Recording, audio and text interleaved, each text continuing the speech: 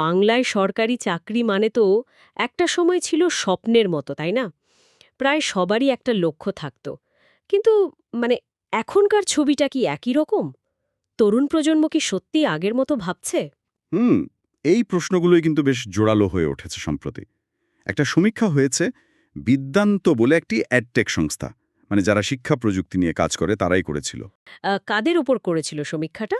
ওরা মূলত ২৫ থেকে ৩৫ বছর বয়সী বাঙালি তরুণ কর্মজীবীর মতামত নিয়েছিল।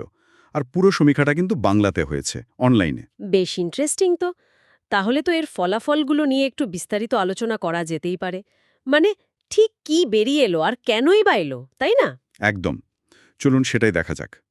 সবচেয়ে যেটা চোখে পড়ার মতো তথ্য সেটা হলো এখনকার তরুণ প্রজন্মের মধ্যে মাত্র ১৪.৩% মূল লক্ষ্য হলো সরকারি চাকরি। মাত্র ১৪%?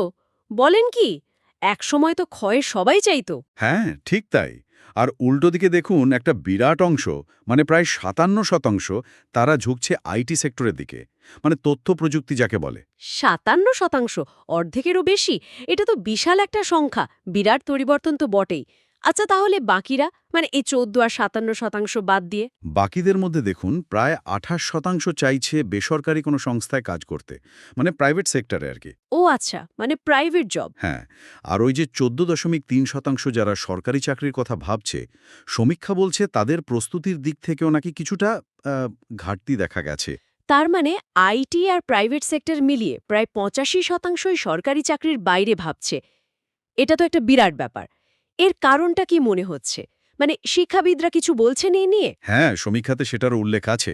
শিক্ষাবিদরা মনে করছেন, বুঝলেন, এখনকার প্রজন্ম অনেক বেশি বাস্তববাদী, মানে যাকে বলে প্র্যাগম্যাটিক। বাস্তববাদী কিরকম?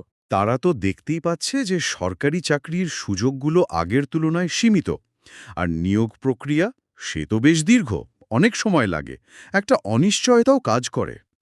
সেটা ঠিক। নিয়োগ প্রক্রিয়াটা সত্যিই বেশ লম্বা অনেক ক্ষেত্রে। তো এইসব বাস্তব কারণ মিলিয়েই হয়তো তারা দ্রুত চাকরি পাওয়ার আশায় বা হয়তো তুলনামূলক বেশি সুযোগের জন্য আইটি বা বেসরকারি ক্ষেত্রের দিকে চলে যাচ্ছে, এটাই মনে করা হচ্ছে। কিন্তু এখানে আমার একটা অন্য প্রশ্ন আসছে। একদিকে তো শুনছি তরুণ প্রজন্ম সরকারি চাকরি থেকে সরে আসছে, মানে আগ্রহ কমছে।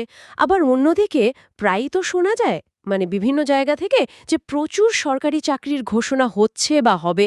এই দুটো বিষয় কি একটু পরস্পর বিরোধী লাগছে না? দেখুন, আপনি খুব গুরুত্বপূর্ণ একটা পয়েন্ট তুলেছেন। এটাই আসলে বেশ ভাবার মতো বিষয়। এই আপাত বৈপরীত্যটা, মানে একদিকে যেমন দেখাচ্ছে যে তরুণদের প্রায়োরিটি বদলাচ্ছে, তারা বাস্তব পরিস্থিতিটা বুঝছে, হুম। তেমনি অন্যদিকে রাজ্যের কর্মসংস্থানের সার্বিক পরিস্থিতি বা ভবিষ্যতের পলিসি, এই সব নিয়েও কিন্তু জরুরি কিছু প্রশ্ন উঠে আসছে। এটা শুধু পছন্দের বদল না, হয়তো পুরো আকাঙ্ক্ষার ধরনটাই পাল্টে যাচ্ছে। তাহলে মোদ্দা কথা কি দাঁড়ালো? এই যে এত আলোচনা হলো, সমীক্ষার ফলাফল দেখলাম, এর মূল নির্যাসটা কি? মূল নির্যাসটা খুব স্পষ্ট।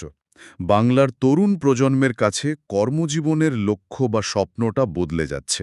একসময়ের সেই প্রবল আকর্ষণীয় সরকারি চাকরি, তার জায়গাটা এখন অনেকটাই আইটি বা অন্যান্য বেসরকারি চাকরি নিয়ে নিচ্ছে।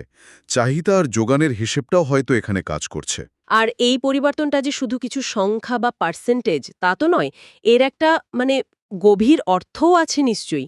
একদম। এটা তো শুধু চাকরির বাজারের পরিসংখ্যান নয়, এর মধ্যে দিয়ে তরুণদের বাস্তব চিন্তা, তাদের ঝুঁকি নেওয়ার মানসিকতা, কর্মসংস্থানের সুযোগগুলো তারা নিজেরা কিভাবে দেখছে, এই সব কিছুরই একটা প্রতিফলন ঘটছে। ঠিক বলেছেন। এটা শুধু অর্থনীতির ব্যাপার নয়, সমাজটাও কিভাবে বদলাচ্ছে সেটাওর একটা ছবি পাওয়া যাচ্ছে। ঠিক তাই। তরুণদের ভাবনা চিন্তা, জীবনের লক্ষ্য, সবটাই এর সঙ্গে জড়িয়ে। এই সমীক্ষাটা সত্যি অনেক কিছু ভাবার অবকাশ দিল। আচ্ছা, শেষ করার আগে একটা প্রশ্ন মনে আসছে যেটা হয়তো শ্রোতারাও ভাবতে পারেন। আচ্ছা, তরুণ প্রজন্মের এই যে চাকরির লক্ষ্যে বদল, এই ঝোঁকটা, এটা কি টিকে থাকবে? মানে এটা কি একটা দীর্ঘস্থায়ী প্রবণতা? সেটাই দেখার।